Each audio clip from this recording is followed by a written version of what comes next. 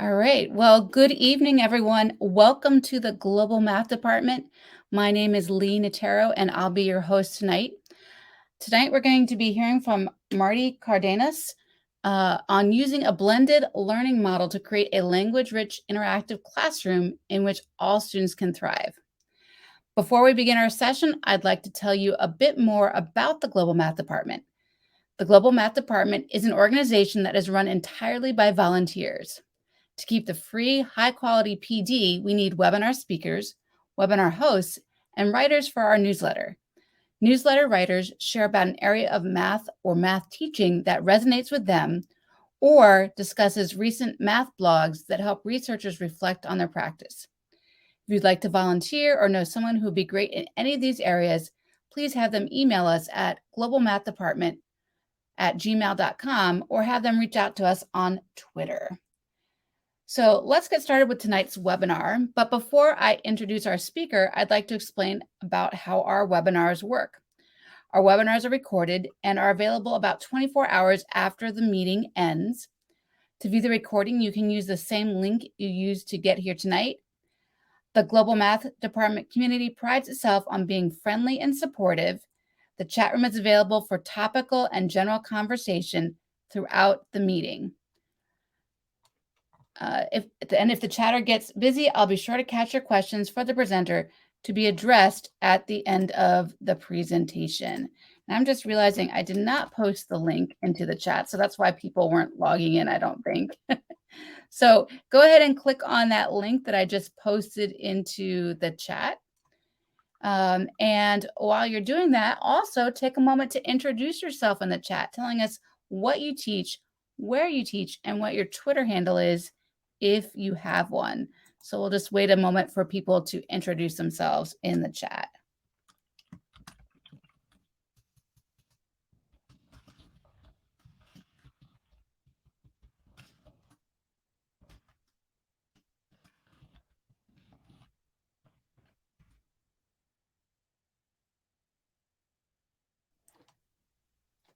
All right, so our webinar speaker tonight is Marty Cardenas, and he will be sharing on the topic using a blended learning model to create a language-rich interactive classroom in which all students can thrive. Marty is the secondary math facilitator at Grand Prairie ISD in Grand Prairie, Texas. He received his bachelor's and master's degrees in mathematics at the University of Texas in Arlington.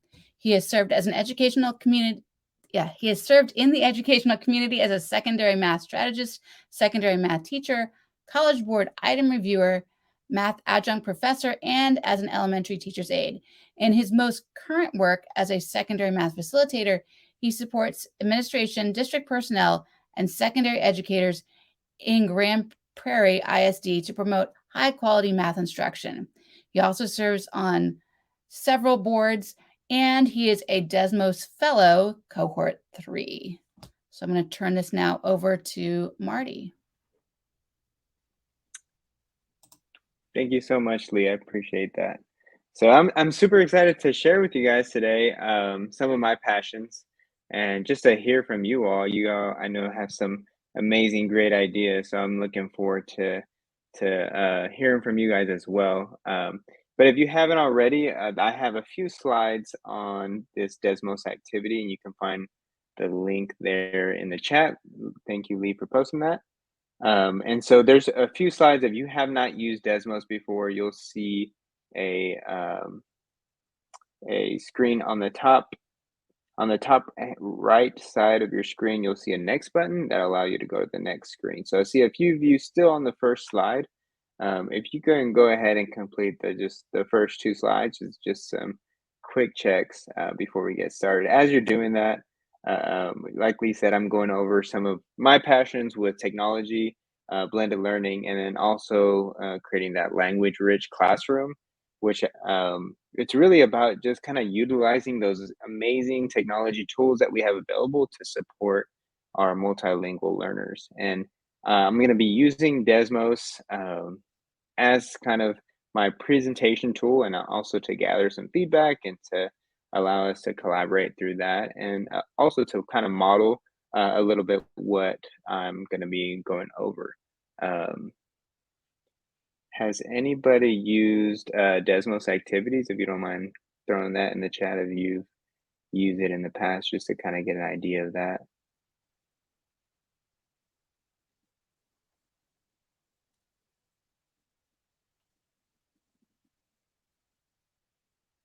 Awesome.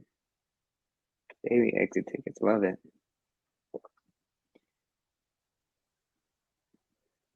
So I'm just doing a quick social motion check.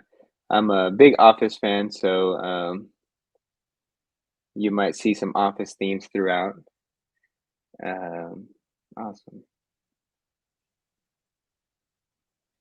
All right, I got a lot of us ready to rock. Some of us are a little bit on the downside. Hopefully, um, we can cheer you up today. Somebody's a little bit tired. Somebody's a little bit awake. So we got a little bit of both. So awesome, kind of balance out there. Yeah, let's see where everybody's coming from on slide 3. You can just kind of move that dot. If your area is not on here, you're welcome to kind of put it as close as possible there.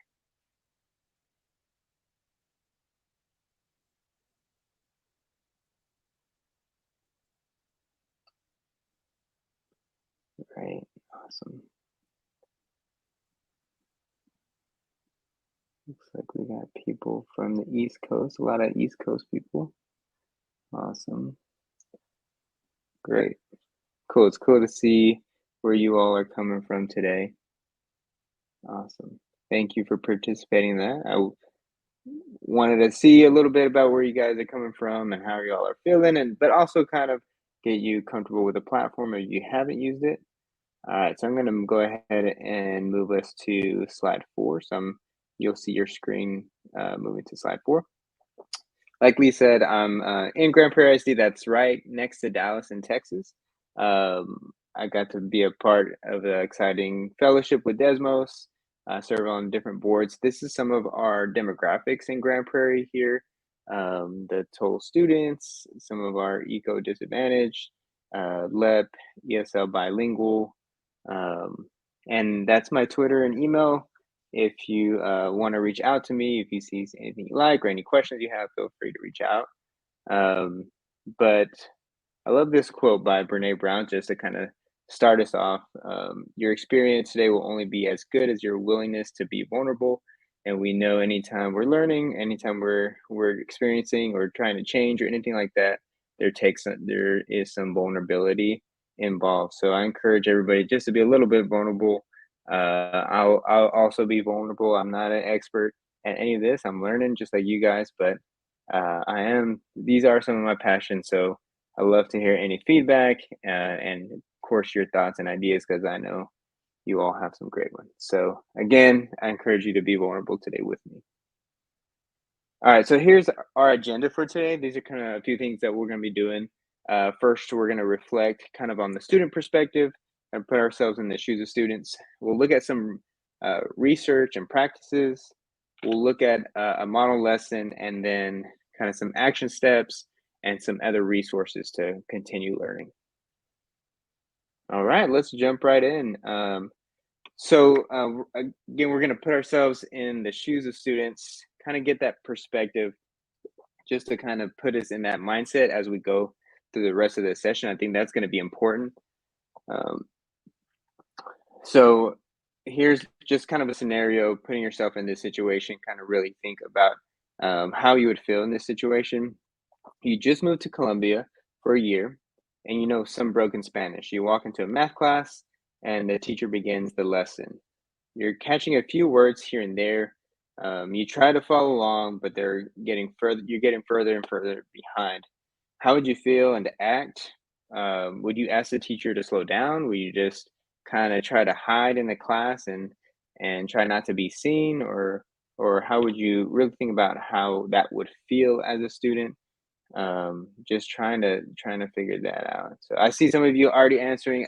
Another thing that I didn't mention is this is actually anonymized, so we won't know exactly who is responding. So hopefully you feel safe and comfortable sharing some of those thoughts.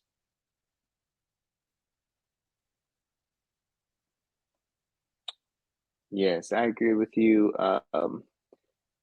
mathematician Erica Camacho. Um, I would do the same. I would kind of try to hide as much as possible. That's a good one. Try to ask and try to hide. Hmm. Never seen Desmos do that.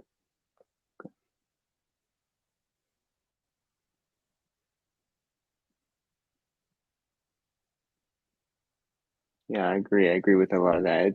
It's kind of scary with something like that. So just kind of putting ourselves in the shoes of students, it's a little scary. So and that's what I kind of noticed, and that's why I kind of brought up the scenario, just sitting in classrooms, um, seeing how much students were struggling, and not necessarily with the content, but just with being able to uh, understand and being able to contribute and things like that. And that's something that once just kind of being in classrooms and just observing, getting the opportunity to see a lot of really good teaching, but also seeing some students struggle just because of that language. So that's what I try to support. That's what I try to help those students, and that's kind of where this passion came about. So I wanted to quickly talk about, thank you for being vulnerable and kind of sharing that and experience that with me. I'm moving us to the next slide of um, what sometimes it starts off with, when you're trying to support that language rich classroom. It could start off with anchor charts and having students Google, but we know it's not just putting up an anchor chart or not just telling students to Google things. It's more than that. And so I want us to kind of see what else can we do other than just putting up anchor charts or telling them, hey, just go Google it, things like that. So we know building that language rich classroom is more than just that. Which again, these are really great tools to use, but we want to do more. So here's an amazing. Let me go into the student view. Here's an amazing article by NCSM. If you haven't read it, I highly encourage it. They made that free for everybody. You don't have to be a member of NCSM. I put the link there. And so this is a position paper by NCSM about multilingual learners. And so these are a few quotes that I pulled out from that article. So take a minute or two, kind of read through those and kind of pick one of those that kind of stand out to you.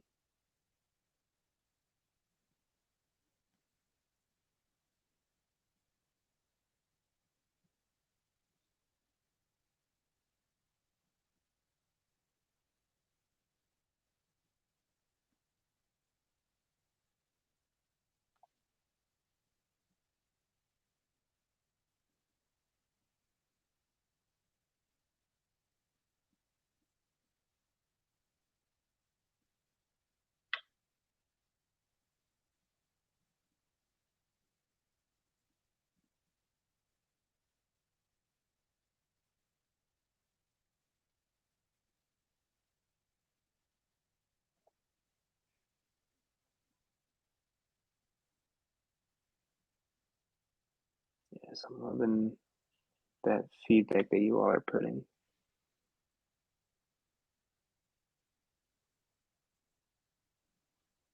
Yeah, I love that point, Erica.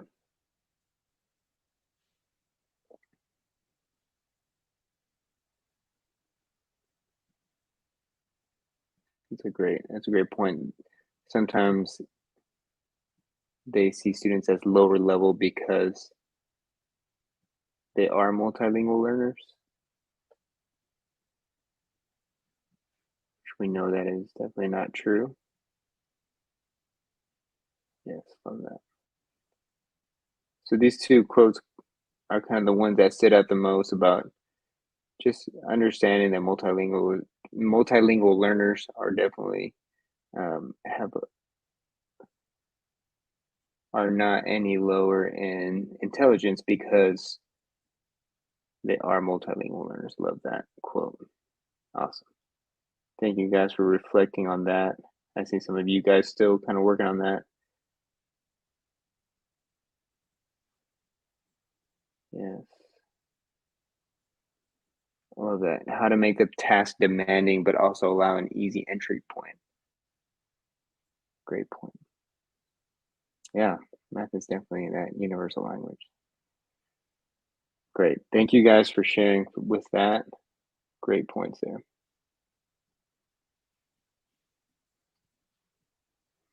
All right, I'm going to go ahead and move us to um, the next slide. I want to move us to the next slide, but there's a really good point here. Offering numerous entry points. Yeah, love that. And then kind of the other piece that is about the blended and how to use that technology to really support and really capitalize on that tool. And so here I have blending learning is more than just putting students in front of a computer and having them work on a program. There's a lot more to it. That could be an aspect of it, but definitely there's a lot more to blended learning. And so we actually in our district we got a grant from our state agency, and this is our fourth year in that grant. It's called the Math Innovation Zone Grant, which supports blended learning. And so we've been working with blended learning. We've been having PD from different universities and all kinds of resources and tools for that. And so we're super excited to be implementing blended learning. But we know it also offers amazing opportunities to support our multilingual learners, but not only multilingual learners, but all our learners as well. And here's another one of NCSM's position papers on technology. I also put just a quick video of a class that I did last year using Desmos and using kind of the blended learning model of allowing students to work on a device and monitor and then adjust and support based off what they're doing on the program. So you might see me in this video kind of looking down at my iPad.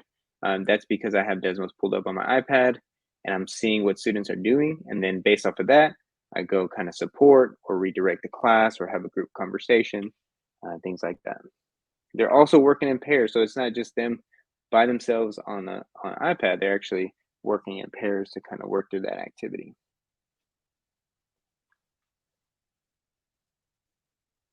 All right, it looks like most of us chose this quote, which I love. Technology can increase interactivity within the mathematics classroom, exploring multiple concepts, providing immediate feedback. I love that.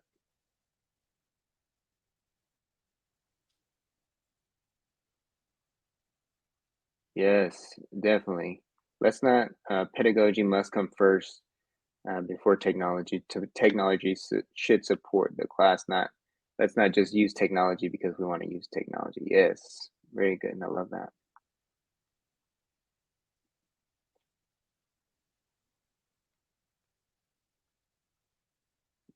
Collaborative process. Yeah, enhancing that collaborative process.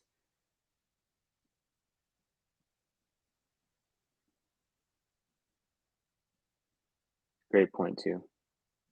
Feedback shouldn't just be, did you get it right or wrong? Students being able to monitor their own understanding and making adjustments. Great point. Man, y'all are on it today. Even this late in the evening, I'm loving the responses here.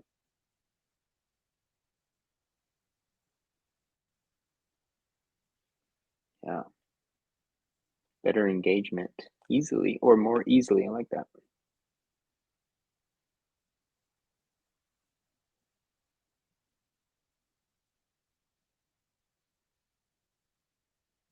Awesome. Oh yeah. We did have energy and screen too. Yeah, you guys are rocking it today for sure.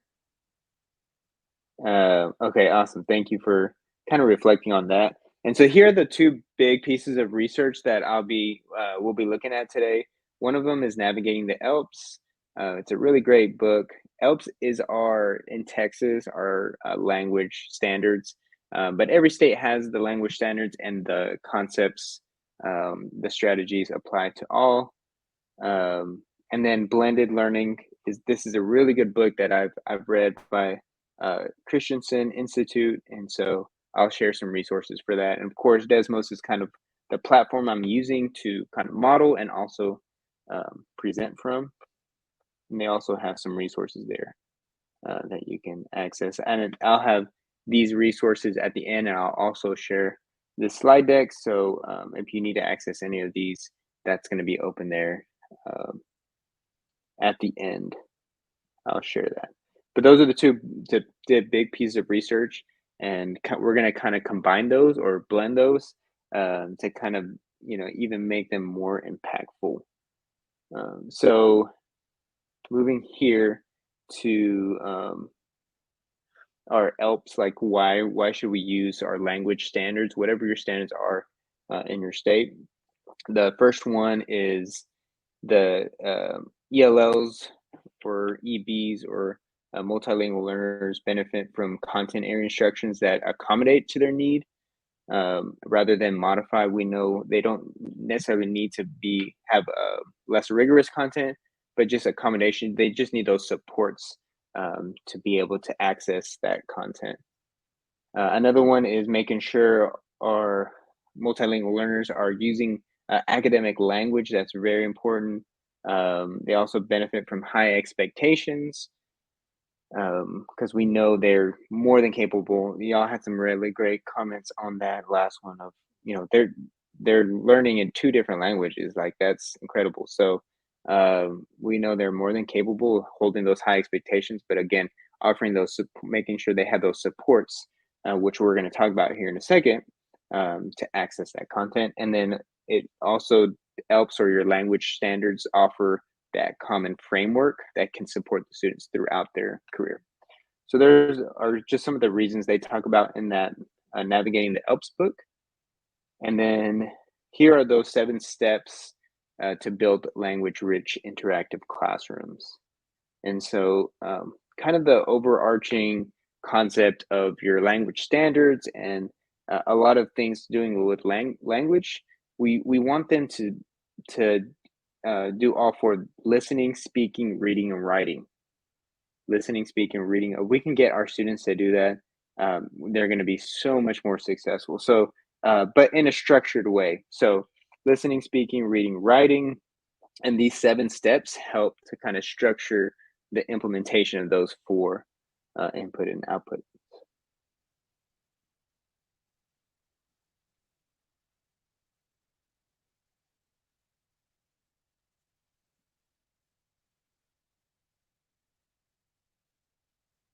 You can kind of choose if there's one that you see you might want to grow a little bit more in or learn a little bit more.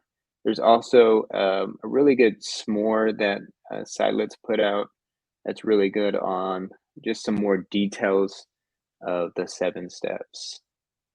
If you want to open that up and kind of have that on another tab, so we can look at it later, because during our model lesson, we're going to be looking at these 7 practices, and then also kind of here in a second when we talk about blended learning, looking at those models and kind of how they incorporate into that model lesson that we're going to do.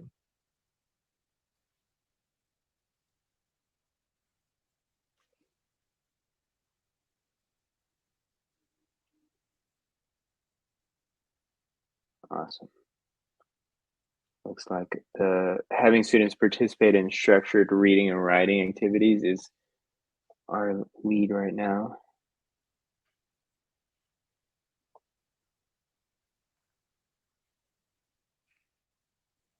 Structured conversations is also part of the lead there.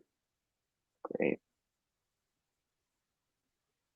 Teaching students what to say when they don't. Awesome. I see you guys adding to your list there. Loving it.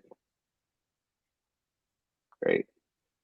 All right. And so we're going to kind of look at if you can kind of keep these in mind, just, teaching students what to say when they don't know what to say, having them speaking complete sentences, randomizing, rotating who you're calling, So making sure that all students get that opportunity, making sure all students are understanding using some type of total response signal. We're going to do a lot of these, you'll see here in a second, modeled visuals and different vocabulary strategies, structured conversations, structured reading and writing activities. Awesome. All right, so we'll look at some of those a little bit more in depth here in a second. But now I want to kind of move us into the blended learning aspect and some of the research that the Christensen Institute has. So why blended learning? A customized learning. And we looked a little bit about that in that position paper by NCSM. But a customized learning. So again, it offers that data, gets that timely feedback, flexible pathways to understanding. It's also competency-based learning, so the students have some control over that pace and the place and the different mastery. And then it also opens up learning to not just in the classroom. So there's so many amazing opportunities that technology opens up. And so, so what is blended learning? So basically, what they do is part online, part away from home, or in other words, in the classroom, and then the online can be in the classroom, just like you saw me kind of doing that Desmos activity in the classroom. So that's part of that, and then also kind of blending that with the instruction. And then it's along their own learning path. So again, they have that control over that pace or the place, things like that. So that the most important thing is that students are not just kind of working on a program, but we're using what students are doing, getting that feedback, that data, and informing instruction and adapting to what we actually teach or how we support students. And then the last piece that I wanted to go over quickly, and there's so much to blended learning, there's so much to language-rich classrooms, but I wanted to go over kind of the core pieces. There's a lot of different models that that are involved in the blended learning model that you can see here, and you can learn specifically about each of individual models. Some of you might have seen some of those. Some of them are very similar. They're just kind of adapt them a little bit. But you can, if you click on that link at the bottom, it'll have a lot more information about each of those models and just some more resources and tools that are all free. All right, so that's kind of a little bit of blended learning. Now we're going to kind of see how can we combine both the resources, the tools, the technology we have to also support our multilingual learners, and we can see how powerful that can be and how easy it can structure. I know some of you guys talked about how easy we can engage our learners. All right, so again, there's going to be about 8 slides, and has anybody done the turtle trials activity before? That's one of my favorite. Awesome. That's one of my favorite activities. But we're gonna look at some turtle trials, and then I also incorporated some of those steps for the language-rich classrooms, and then we'll look at kind of how that fits in the blended learning model and how that's all combined. So there's some links there. I'll keep that open. Let me paste this through these. So I'm going to paste this through the first slides there, and then after those 8 slides of the activity, or after those, I think it's 6 slides of the activity, total 8, and then the last one is a reflection. Just to kind of reflect on what you saw as far as those language supports, and then also kind of how it fits in that blended learning model. All right, so let's go ahead and jump into that. So you can go ahead and hit next on the top right of your screen. So you'll see something like this on the top right. You can hit next, and that'll take you to the next screen, and you can just work through some of these problems. Feel free to getting the answers right is not the point. Even if you want to kind of put yourself in the seat of a student and maybe common mistakes that you might see, maybe you answer it that way. But the point of it is just to kind of see some of these strategies and structures and steps in an actual lesson and how it would work on a technology blended learning type model. So yeah, we'll do that for about 10 to 15 minutes. Feel free to ask questions or um, just kind of work through those, look through those slides. Kind of, if you kind of finish faster than others, if you want to go back and kind of see what other people have been putting there, you're welcome to do that. But again, you can go through those slides there, those slides, and then kind of reflect on slide 23. So I'll give us about 10 to 15 minutes to kind of go through that, and then we'll come back. Again, feel free to ask any questions, either in the chat or um, here on Desmos. And I'll kind of be monitoring that throughout.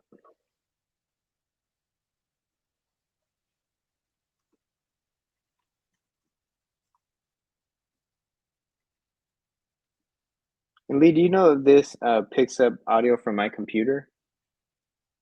Or do I have to do something I for that? I think it will. In terms of sound, like if you were playing like a video clip or with audio, Mm-hmm. it should pick it up. Okay, let me try to play something and see if it works. Are you able to hear that? I cannot hear that. I think it's because probably Okay, you probably have looks like you have earbuds in, and so maybe that's why it's not coming across. gotcha. Okay, no worries.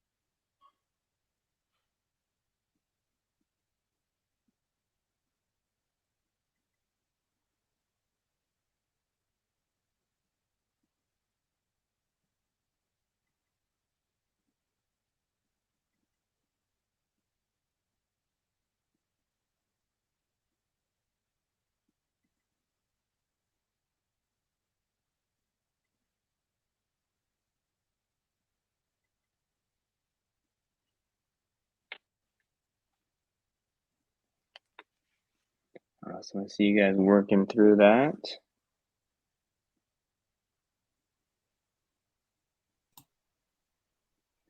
I'm going to point out that on the screen 17, you can pause and move the slider back and forth, in case you're trying to figure out Good. times. Yeah. Yeah, so if you want to play it all the way through, but you can also, good point.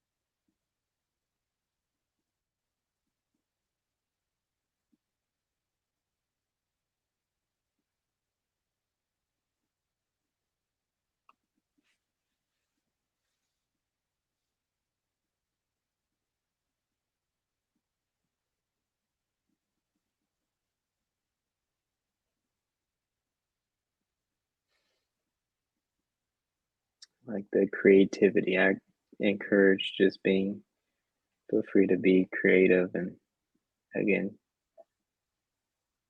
putting ourselves in the shoes of students and maybe making some common errors or mistakes.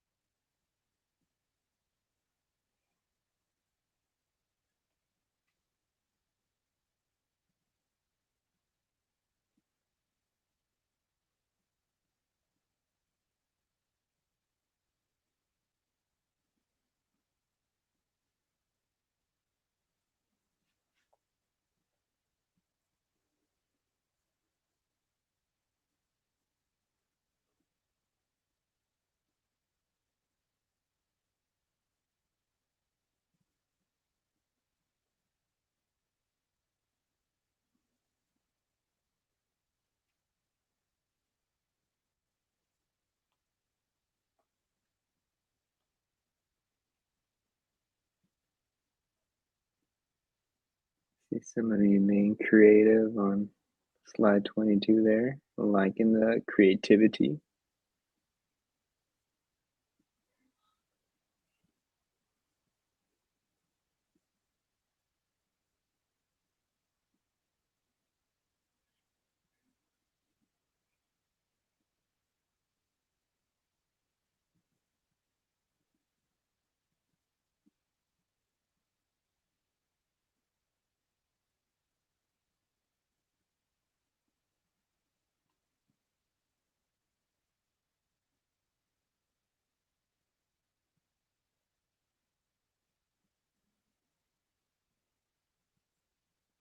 Yes, I'm loving these answers. These are great.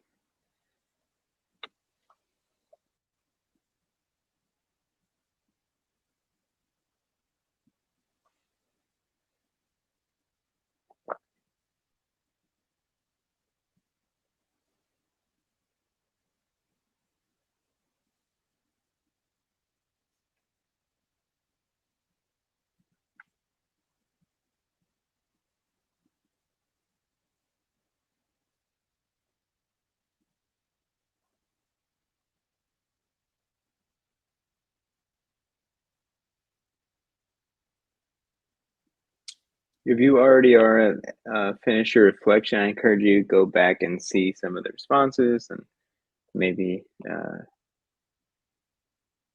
be a little bit more creative on some of the other slides, like slide 22 and slide 16.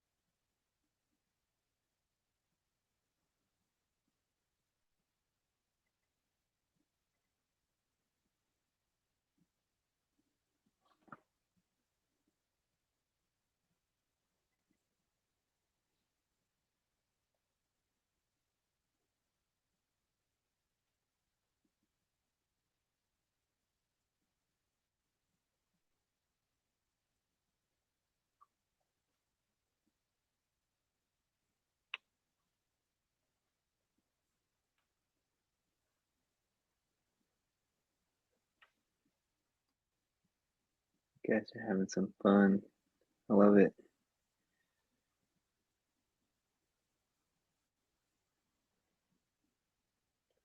Do about 3 more minutes.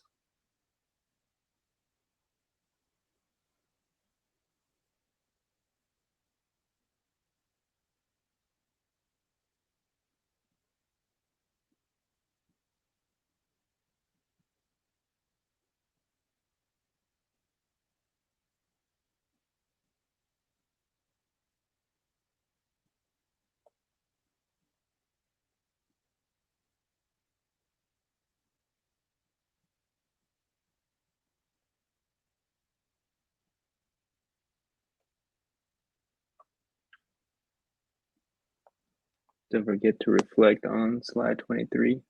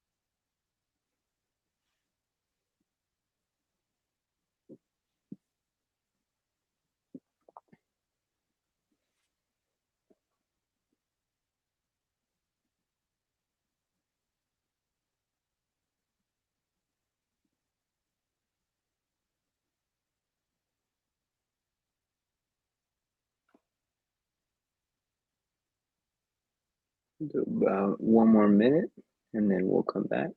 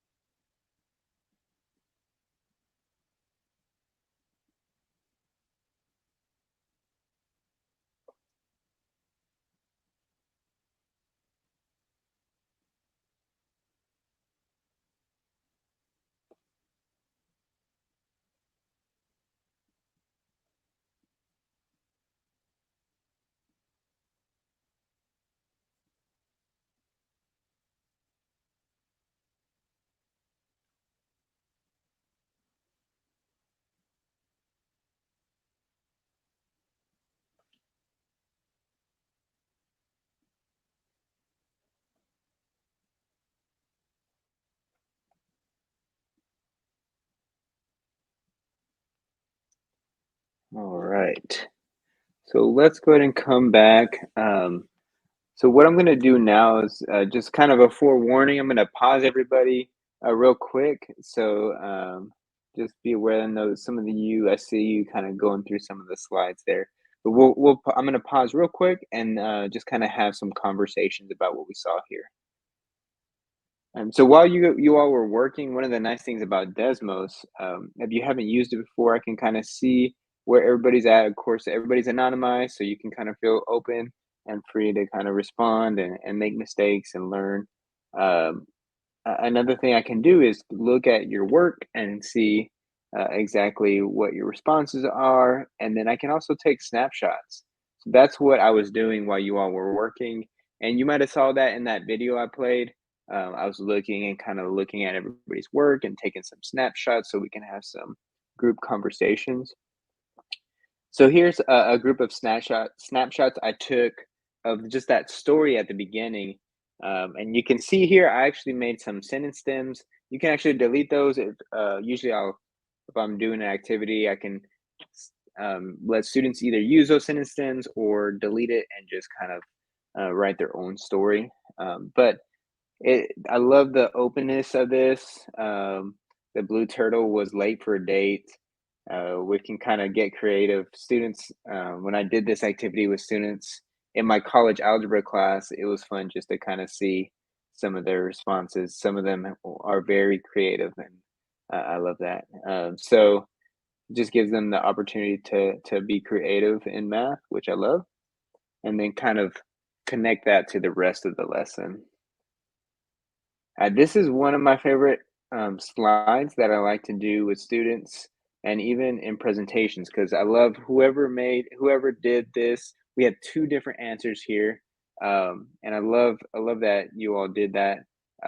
Taking lane one, I think that's great because I always, whenever I'm doing this with students or really any activity, I love to just bring out common mistakes or errors or incorrect answers because I try to emphasize as much as possible, like that's part of the learning process, and I love these mistakes here. I love having those conversations. What was right? What could be fixed here? What could we work with? How can we kind of work through that? So we have some people pick lane one because they said uh, turtle's faster because the slope is one. The turtle's faster because I don't think they got a chance to finish their thoughts on that one. Lane three talks about it being steeper, and then 6 feet in 6 seconds, and then the line is steeper here. So we want to go back to that graph and kind of see what's going on here. A really common misconception is lane one finishes first. So sometimes students assume since they finished first, they were faster. Um, but we know we look at that slope. So there is some really good thinking involved in that. And so that's why I love this mistake. I love that opportunity to have that conversation with the class. Let's talk about it and work through that. So thank you so much for making that mistake. I love that. Um, it's a great opportunity for learning. So that again, just if we can get conversations going about math and and having some really good debates and conversations. I think that's super impactful, especially just supporting that listening, reading, writing, speaking. Yeah. So here's just some fun. This is another opportunity. Just be creative. Let's see what happens. Make mistakes and kind of see what's going on here. This one, somebody had a lot of fun with this one. They finished very fast. Um, love that. It's like a same bolt versus somebody like me. Um, yeah, and then let's see some of the yeah, Lee, I see you posted there about some of the other things that people put. Um, different visual representations, getting feedback. Um, let's see what else we got. Some of the other supports that we saw, having them explain their thinking. So they're doing that writing piece, student responses, having them reflect, allowing them to have those values already to kind of see where it's going in the table, the colors. I love that. The lane numbers, kind of making that connection. I love that response of just not worried about them getting things wrong, allowing them to learn and make mistakes and grow. And then words in bold print. I love that too. Does anybody know why those specific words are bolded? Any thoughts or any ideas on why you think they might be bolded?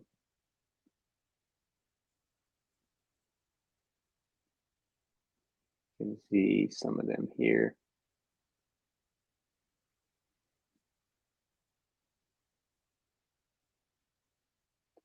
So there is, I haven't seen anybody guess it yet. You get a hundred bonus points if you can guess why the words are bolded.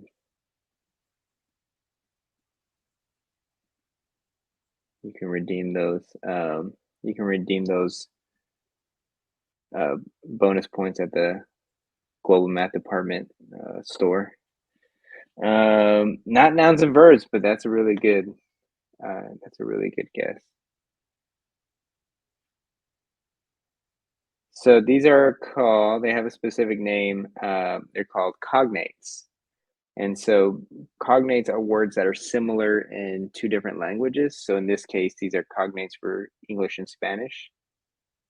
Uh, and so they just kind of help students once utilized, because I actually tried this with initially when I first learned about cognates. I used this with a class, but they didn't know what they were either, and they needed support on how to use that. So that was something I learned that to really be explicit on how to use those cognates, knowing that there are words similar in English and Spanish or whatever language it is, and so they can kind of use those to grasp and make some connections to their language. So those are cognates. I bolded those, but yeah, I try to add like things like sentence stems to help them structure their sentence. Is of course the visuals, the graphics, the videos. Those are super helpful, putting some vocabulary supports and strats throughout.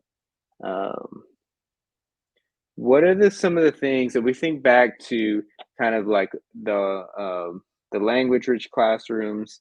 Like, what are some things that might be missing from this, from what we did today? Any thoughts or ideas on what might be missing from kind of what we did?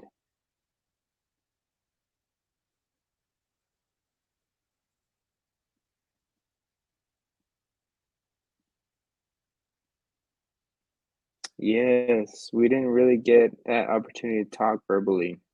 And so, if I'm actually doing that, so that's a really good point, Lee. If I'm doing this with a class, you know, we're gonna have times that I actually pause a lesson, we have conversations, we can even structure it using different strategies. There's really good Kagan strategies you can use to structure conversations.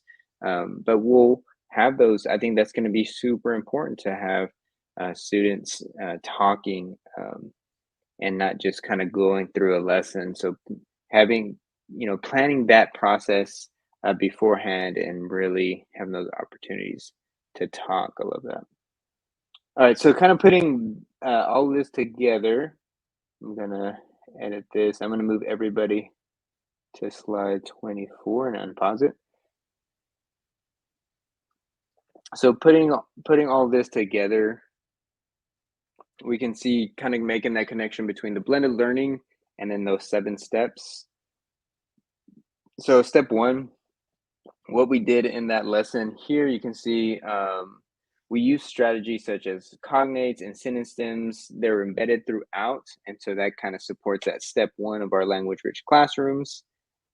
Step 2, you know, I encouraged you guys to kind of, respond, and then I presented your ideas. One of the things that would be done is try to have students do complete sentences and things like that. Those are kind of the structures you can put in place before you start the activity, or allow them to kind of use some informal vocabulary like what we did at the beginning, and then throughout kind of make that connection to the formal vocabulary, or have those conversations throughout. So that's something else that you guys said was awesome. It's like allowing them to just kind of make mistakes and learn, and then make that connection between that formal and offering those supports. Step 3, I kind of, while you all were working, I was looking at what you guys were putting, and I was able to kind of pick and choose, what do I want to present and what do we want to have conversations about. So that was step 3. I was also able to see where you guys were at. So if I were in the classroom, I would be able to say, oh, okay, somebody chose lane 1. Let me go and just kind of have a conversation and see what their thinking was, and maybe highlight some of that good thinking, and then also kind of talk about how we can make the connection to the formal math. Technology just makes it easy to incorporate visuals and a lot of the vocabulary support. Step 6, making sure we structure conversations, and that's one of the things that we didn't get a chance to do is talk verbally and have those conversations, and make connections. And then last, embedding those opportunities to write. We got an opportunity to do that, and then have discussions. So that's kind of putting it all together. Is like the purpose of it all is to support our multilingual learners, and that blended learning, that technology is an amazing tool that allows us to do that, to offer those visuals, offer those supports, because we want to continue to have those high expectations, because we know they're more than capable. It's just creating that bridge to get there, because it's not the issue of their content knowledge, it's the issue of their language. And so making sure we offer those supports, and technology is an amazing tool to support that. And we know these steps and these strategies that we think about, it's impactful to all of our students. Going back to the slide here where we talked about the 7 steps. This is some of the research on all students, not just our multilingual learners, and just kind of the average retention rates, and what type of learning, what type of interactions create higher retention rates. And so we can get our students to listen, speak, read, write. They're going to be so much more successful. So we know these strategies not only support our multilingual learners, but it helps all of our students. And one of the things too I love about Desmos, oh, we're right there on the time. Let me just kind of sum it up here. Desmos has some awesome supports for multilingual learners as well. I linked it there.